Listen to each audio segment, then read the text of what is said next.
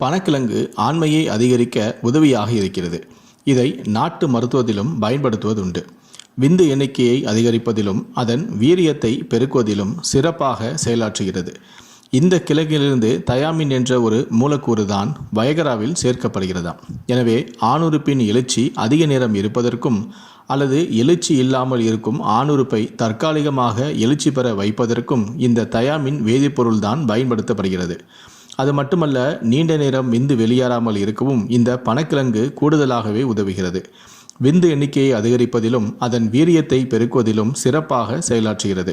இதனால் இந்தியாவிலிருந்து பல்வேறு வெளிநாடுகளுக்கு பனக்கிழங்கு ஏற்றுமதியும் நடக்கிறது. வெளிநாடுகளிலும் இந்த கிழங்கின் அருமை தெரிந்ததால் தான் மாத்திரைகளாக அவர்கள் தயாரிக்கிறார்கள்.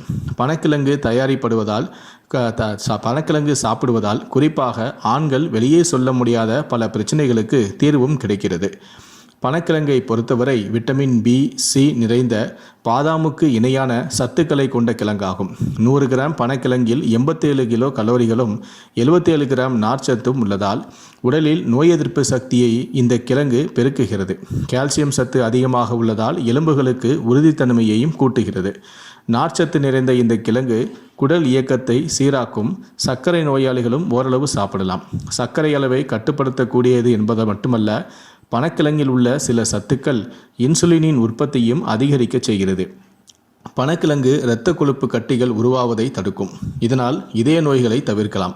செரிமானத்தை மேம்படுத்துவதால் நோயற்ற கொழுப்பு தேக்கத்தை தடுக்கும். இதனால் உடல் எடையை குறைக்கவும் உதவுகிறது. புரதச்சத்து தேவைப்படுவோர் பனக்கிழங்கை தாராளமாக சாப்பிடலாம்.